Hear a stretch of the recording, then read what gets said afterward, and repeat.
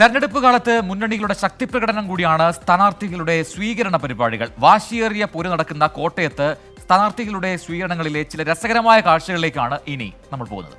പൂച്ചെണ്ടും പൂമാലയും ഒക്കെ കൊടുത്തുള്ള സാധാരണ സ്വീകരണം മാത്രമല്ല കോട്ടയത്തുള്ളത്. ഇവിടെ സ്ഥാനാർത്ഥിയെ സ്വീകരിക്കാൻ ചക്കയും മാങ്ങയും തേങ്ങയും എല്ലാം ഉണ്ട്. തേങ്ങയുണ്ട്. തോമസ് ചാഴികാടനെ അദ്ദേഹത്തിന്റെ തെരഞ്ഞെടുപ്പ് ചിഹ്നമായ രണ്ടിനെ വോട്ട് ചെയ്ത്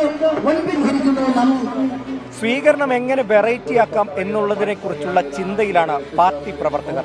പടക്കം പൊട്ടിക്കുന്നതും മാലയിടുന്നതുമൊക്കെ അല്പം ഓൾഡ് ഫാഷൻ ആയതുകൊണ്ടാണോ എന്നറിയില്ല, സ്ഥാനാർത്ഥികൾക്ക് നല്ല കിടിലൻ സമ്മാനങ്ങൾ നൽകിയാണ് സ്വീകരിക്കുന്നത്. LDF സ്ഥാനാർത്ഥിക്കാണ് സമ്മാനങ്ങൾ ഏറെ കിട്ടുന്നത്. ചക്കയും മാങ്ങയും തേങ്ങയും എന്ന് വേണ്ട സകലതുമുണ്ട് ഇതിൽ.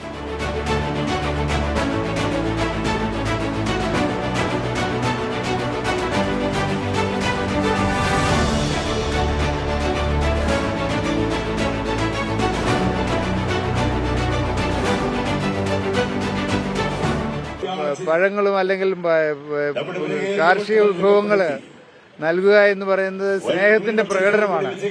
അവരെന്നെ സ്നേഹിക്കുന്നു എന്നതിന്റെ തെളിവാണ് അത്തരം അനുഭവങ്ങൾ ഉണ്ടാകുന്നത്. തീർച്ചയായിട്ടും ഇന്ന് തന്നെ 2 or 3 കൊട്ട പഴങ്ങൾ എനിക്ക് ലഭിക്കുകയുണ്ടായി. അത് സാധാരണ നമ്മുടെ നാട്ടിൽ ലഭിക്കുന്ന വാഴപ്പഴം മാത്രമല്ല, മറ്റ് പഴങ്ങളും കൂടി വളരെ സ്നേഹത്തോടു കൂടിയാണ് ആളുകൾ കൊണ്ടുവരുന്നത്. UDF സ്ഥാനാർത്ഥിക്ക് പക്ഷേ പച്ചക്കറിയും പഴങ്ങളും കിട്ടുന്നത് അല്പം കുറവാണ്. ഷോളുകൾ തന്നെയാണ് കൂടുതലായും കിട്ടുന്നത്. ഇടയ്ക്ക് നോട്ടുമാലയും കഴുത്തിൽ വീഴും.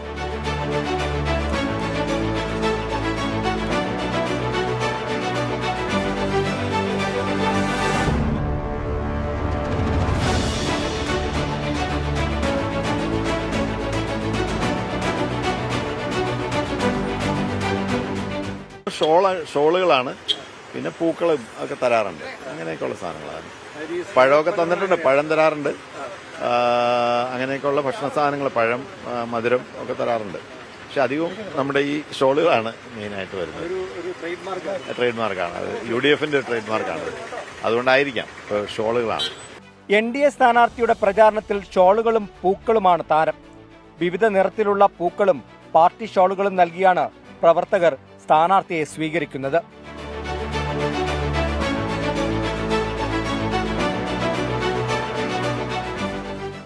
സ്ഥാനാർത്ഥിക്കൊപ്പം പോയ ഞങ്ങൾക്കും കിട്ടി ഒരാപ്പിൾ. എന്തായാലും സ്ഥാനാർത്ഥികളോടുള്ള സ്നേഹം അങ്ങനെ സമ്മാനങ്ങൾ നൽകി പ്രവർത്തകർ കാണിച്ചുകൊണ്ടേയിരിക്കുകയാണ്. കോട്ടയത്ത് നിന്ന് ഷിബിൻ ബഷീറിനൊപ്പം ടോബി ജോൺസൺ, 24.